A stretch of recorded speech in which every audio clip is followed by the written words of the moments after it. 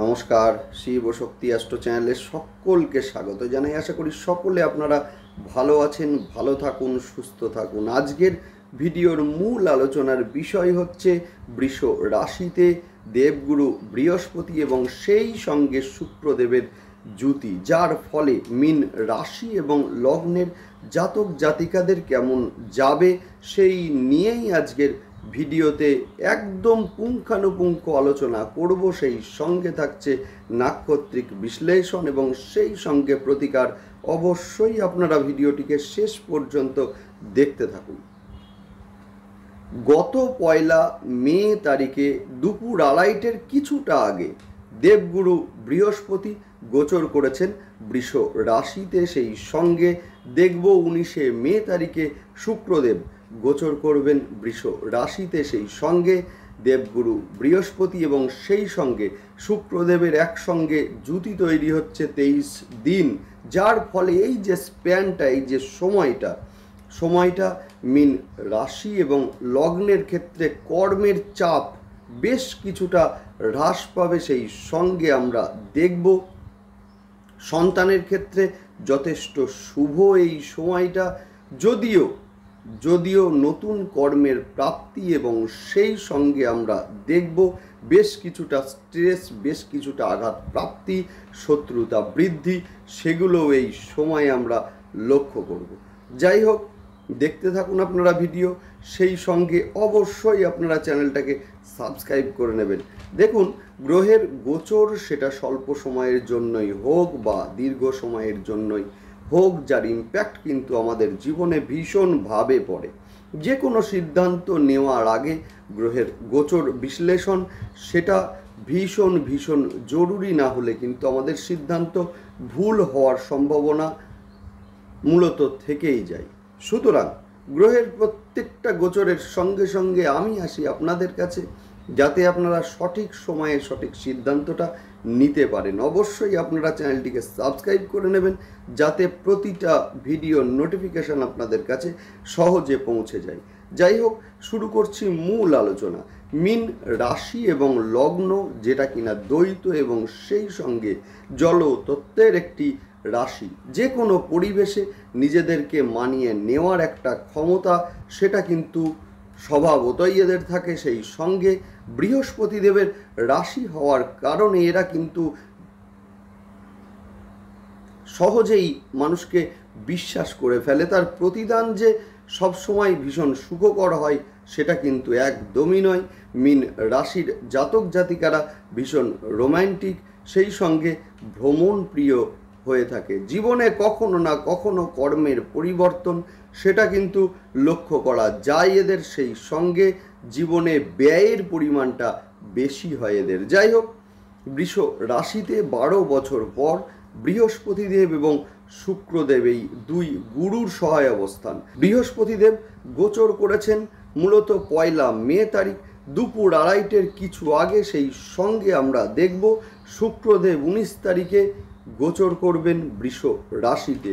মনে রাখতে হবে, বৃষ রাশি হচ্ছে শুক্রদেবের নিজস্ব ঘর, অর্থাৎ স্বক্ষেত্র, যেখানে কিনা দুই গুরু অবস্থান করবেন মূলত 23 দিন, যার ফলে মীন রাশি যথেষ্ট প্রভাবিত হতে চলেছেন। যেহেতু শুক্রদেব হচ্ছেন 8ম স্থানের অধিপতি এবং সেই সঙ্গে 3য় স্থানের অধিপতি, বৃহস্পতিদেব হচ্ছেন আপনাদের রাশি বা লগ্নের অধিপতি, সেই সঙ্গে 10ম স্থানের অধিপতি। সুতরাং আমরা দেখব যে নিজ চেষ্টাই কর্মের প্রাপ্তি এবং সেই সঙ্গে ভাই বা বোনের একটা সাপোর্ট, সেটাও কিন্তু এই সময়ে আমরা লক্ষ্য করব। মূলত কর্মের ক্ষেত্রে চাপ বেশ কিছুটা লক্ষ্য করা গেলেও সেই সঙ্গে নতুন কর্মের প্রাপ্তি এই সময়ে কিন্তু লক্ষণীয়। শারীরিক অসুস্থতার কারণে ব্যয় বৃদ্ধি সেটাও কিন্তু এই সময়ে লক্ষ্য করা যাচ্ছে, যেহেতু শুক্রদেব আপনাদের 8ম স্থানের অধিপতি, যিনি 3য় অর্থাৎ বৃষ রাশিরও অধিপতি। যাই হোক, সেই সঙ্গে বলবো কর্ম মূলত বাড়ি থেকে কিছুটা দূরে লক্ষ্য করা যাবে।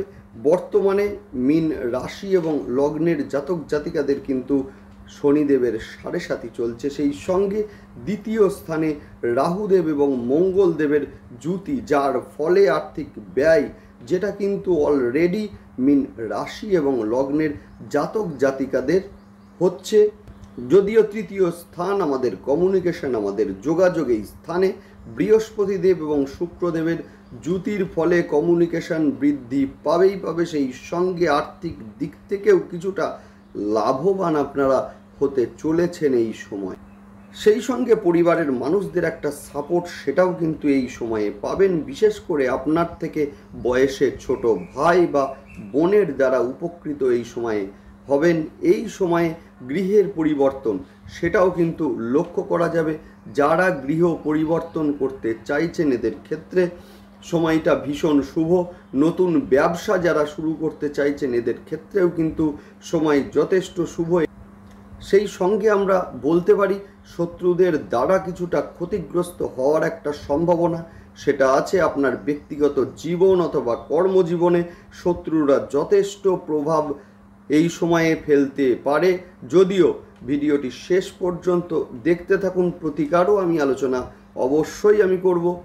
শারীরিক দিক থেকে কিছুটা অবনতি বা শরীর খারাপ হওয়ার মতো ঘটনা, সেটাও কিন্তু এই সময়ে লক্ষ্য করা যাবে। যারা স্বল্প সময়ের জন্য বাইরে বা বিদেশে যেতে চাইছেন এদের ক্ষেত্রে সময়টা ভীষণ শুভ। সন্তানের জন্যও কিন্তু সময়টা যথেষ্ট ভালো যাবে।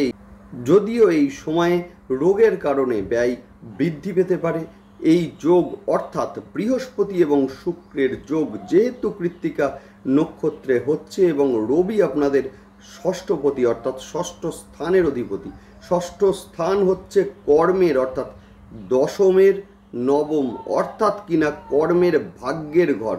সুতরাং নতুন কর্মের প্রাপ্তির ক্ষেত্রে এই সময় যথেষ্ট সাপোর্ট করবে আপনাদের।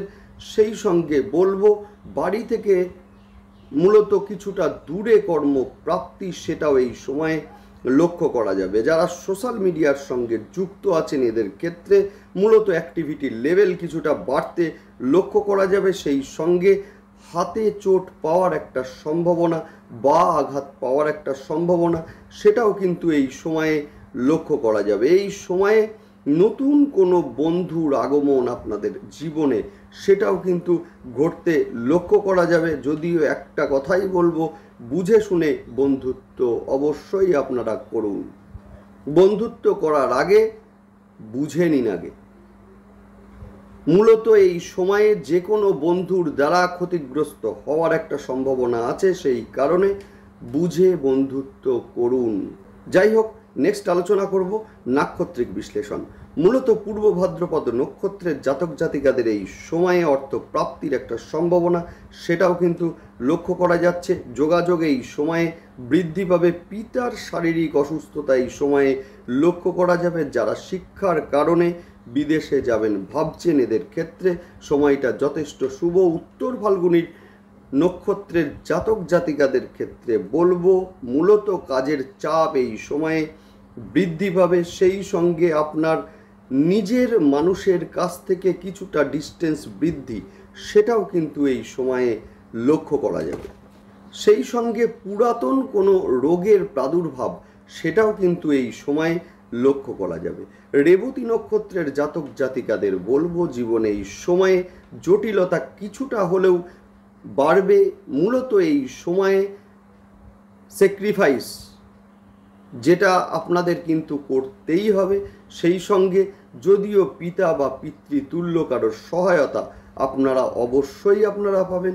সেই সঙ্গে কোমর, হাঁটু বা অস্থিজনিত সমস্যায় ভোগার একটা সম্ভাবনা, সেটাও কিন্তু এই সময়ে আছে। যাই হোক, নেক্সট আলোচনা করব প্রতিকার নিয়ে। ন্যাডাল চার্টে যাদের শুক্রদেব এবং বৃহস্পতিদেব বকরি আছেন, সেই সঙ্গে দুস্থানগত আছেন বা নিচস্থ আছেন, এদের ক্ষেত্রে বলবো অবশ্যই দিনে অন্ততপক্ষে একবার হলেও 108 বার আপনারা মা তারার গায়ত্রী মন্ত্র পাঠ অবশ্যই আপনারা করুন। সেই সঙ্গে বলবো যেহেতু আপনাদের শনিদেবের 7.5 চলছে, সেই জন্য বলবো সোমবার এবং শনিবার করে রুদ্রাভিষেক অবশ্যই আপনারা করুন জল দিয়ে, অবশ্যই আপনারা রুদ্রাভিষেকটা করুন। 7.5 যে প্রভাব সেইটা অনেকাংশে আপনাদের থেকে কমবে। সেই সঙ্গে বলবো, দ্বিতীয় স্থানে যেহেতু রাহুদেব অবস্থান করছেন, সেই জন্য শ্বেত চন্দনের যে ফোঁটা অন্ততপক্ষে কপালে অথবা গলায় দিন, ভীষণ ভালো রেজাল্ট আপনারা পাবেনই পাবেন। সেই সঙ্গে বলবো, যে কোনো চন্দনের পারফিউম বা চন্দনের ধূপকাঠি বাড়িতে জ্বালান বা স্প্রে করুন, ভীষণ ভালো রেজাল্ট আপনারা পাবেনই পাবেন। বাড়ির দক্ষিণ পূর্ব দিককে পরিষ্কার রাখুন এবং সেই সঙ্গে ফুল গাছ লাগিয়ে দিন। যদি পারেন মানি প্ল্যান্ট গাছ লাগিয়ে দিন, যদিও দেখবেন মানি প্ল্যান্ট গাছের মাথা যেন নিচের দিকে ঝুঁকে না যায়, সর্বদা যেন ওপরের দিকে ওঠে। ভীষণ ভালো রেজাল্ট আপনারা পাবেনই পাবেন। যাই হোক, ভালো থাকুন। অবশ্যই আপনারা চ্যানেলটিকে সাবস্ক্রাইব করে নেবেন। দেখতে থাকুন, সঙ্গে থাকুন।